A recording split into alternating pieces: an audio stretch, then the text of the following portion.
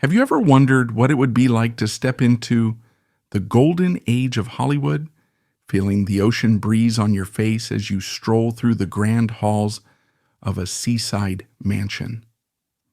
Today we're venturing inside the fascinating world of Marion Davies and her legendary Oceanfront estate, a place that embodied both glamour and scandal in a way few Hollywood properties ever have.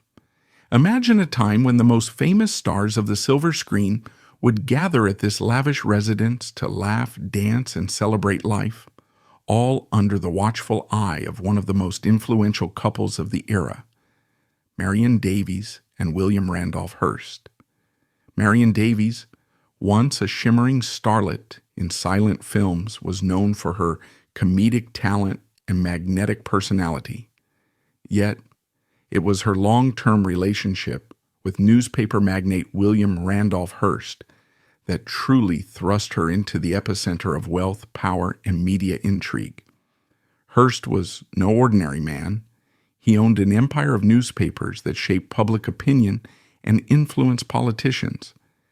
His wealth, combined with Marion's vivacity, resulted in an extraordinary life filled with private jets, glimmering parties, and jaw-dropping real estate holdings. But perhaps the most iconic piece of property in their collection was Marion's oceanfront mansion in Santa Monica, affectionately referred to simply as the Beach House.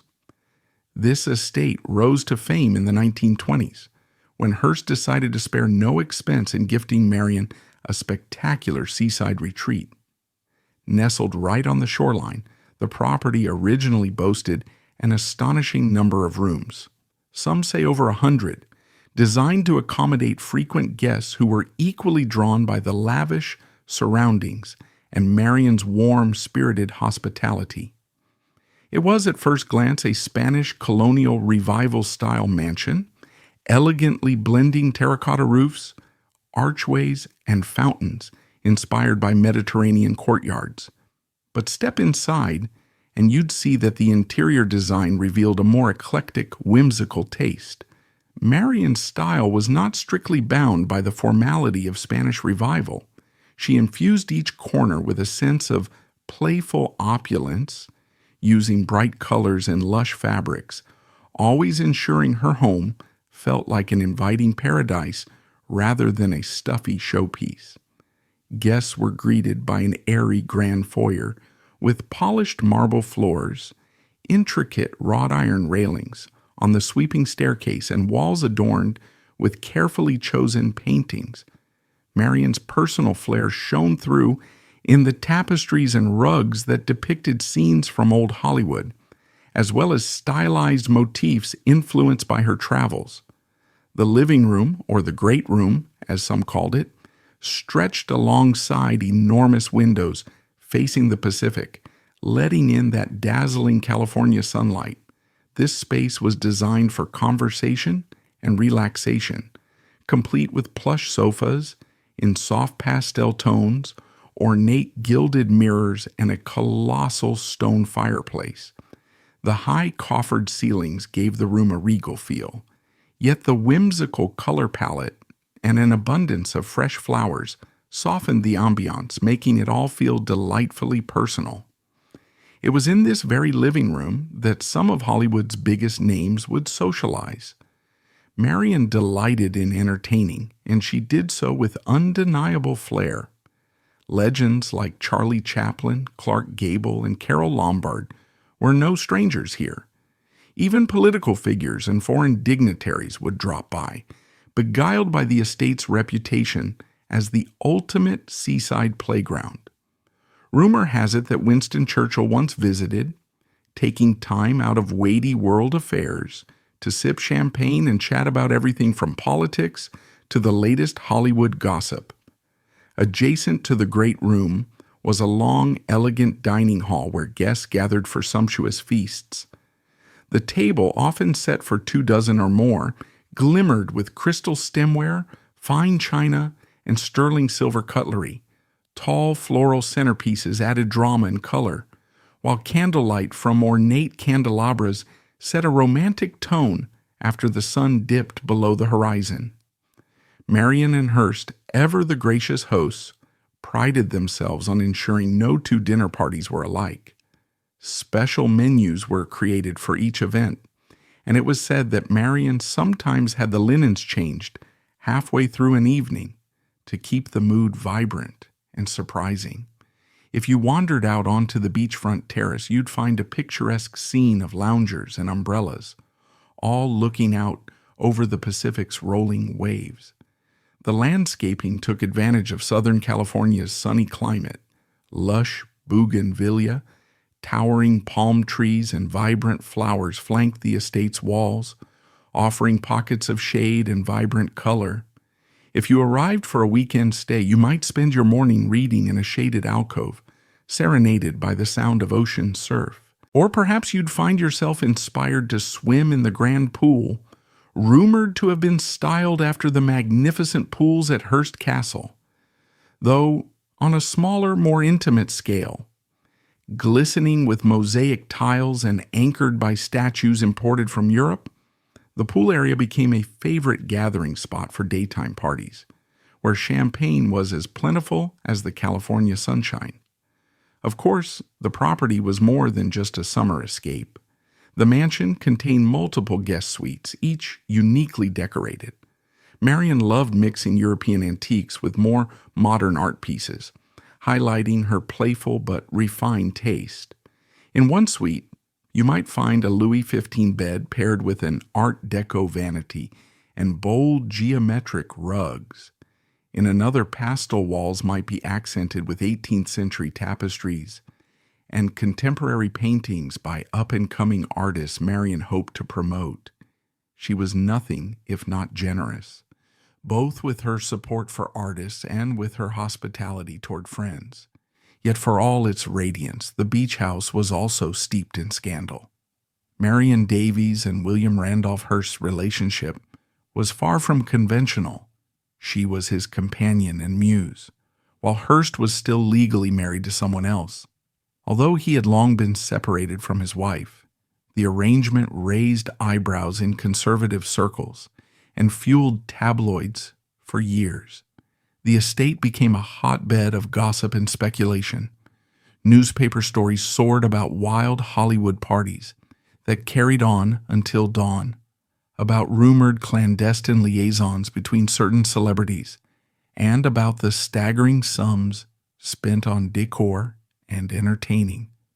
Some whispered that the mansion became the inspiration, or at least a partial inspiration, for the fictional Xanadu in Orson Welles' iconic film Citizen Kane, a story widely believed to be a thinly veiled portrayal of Hearst's life. While Citizen Kane painted the image of a lonely, troubled magnate, the real parties at the beach house were anything but lonely. Still, the film exacerbated tensions, and Hearst was famously displeased, to say the least. Over time, the cost of maintaining such opulence by the sea took its toll, even on someone with Hearst's deep pockets. As financial tides shifted and tax burdens loomed, parts of the estate were sold or repurposed, eventually leading to significant changes in the layout.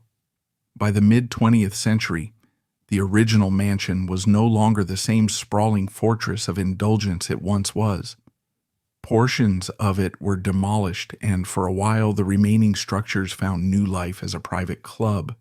Today the site, known as the Annenberg Community Beach House, is open to the public, offering a glimpse into what once was.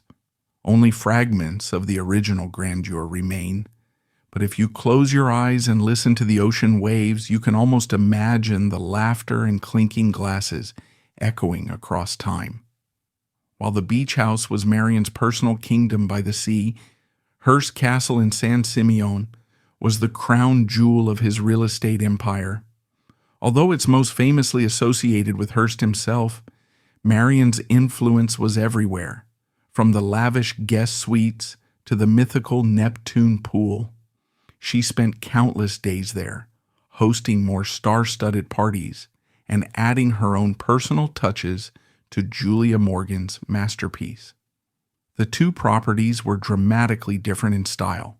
The beach house brought a casual sophistication, while Hearst Castle stood as a testament to European grandeur. Together they showcased the remarkable extent of Marion and Hearst's creative vision and the unstoppable momentum of their combined status. Hearst Castle's rooms brimmed with centuries-old Spanish ceilings, gilded Italian tapestries, and medieval fireplaces, whereas Marion's place favored breezy terraces and colorful interiors. Yet in both, you could sense the same spirit of showmanship and desire to impress. Many visitors felt that Marion's personal taste lent a softer edge to Hearst Castle. Lighter colors, more flowers, and a sense of fun that balanced out its imposing architecture. It was in these spaces, both in Santa Monica and San Simeon, that the couple welcomed luminaries from every corner of society: politicians, film stars, writers, artists. Even royalty would gather for elaborate dinners or weekend retreats. Despite its fame and frequent coverage in newspapers, the Oceanfront mansion in Santa Monica remains the most poignant reflection of Marion Davies herself. Hearst Castle may be a grand showcase of money and power, but the beach house was Marion's playground, her personal retreat, where her friends knew they could relax by the sea and enjoy her mischievous humor.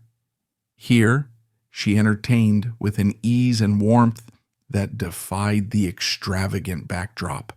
She would sometimes surprise her guests by organizing impromptu performances, singing duets at the piano, or staging playful sketches to delight and amuse. There was a sense of spontaneity that made the place feel alive, a sense that anything could happen within those walls. If there's one constant across all of Marion's homes, it's the undeniable elegance woven into every detail.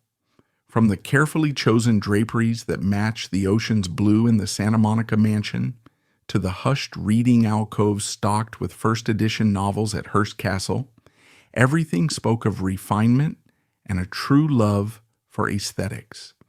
She and Hearst were both collectors, though their styles often differed. He gravitated toward grandiose historical pieces, centuries-old tapestries, Roman columns, and Renaissance paintings. She had an eye for the whimsical, the modern, and the pieces that made guests smile or start a conversation. The result was a perfect blend of classic luxury and imaginative flair. So what do you think? Does Marion Davies' Oceanfront mansion live up to the tales of glamour and scandal that surround it? Would you have liked to attend one of those legendary parties, sipping champagne as Hollywood's finest mingled in the moonlight? Let me know your thoughts. And if you love diving into stories of old Hollywood's biggest personalities and their remarkable homes, I'd be thrilled if you subscribe to the channel. There's so much more to explore in the world of classic Tinseltown, from legendary estates to the intriguing figures who once lit up the silver screen. Thank you for joining me on this journey back in time, and I look forward to sharing more delightful discoveries in our next adventure. Until then, take care and keep that sparkle of old Hollywood magic alive in your heart.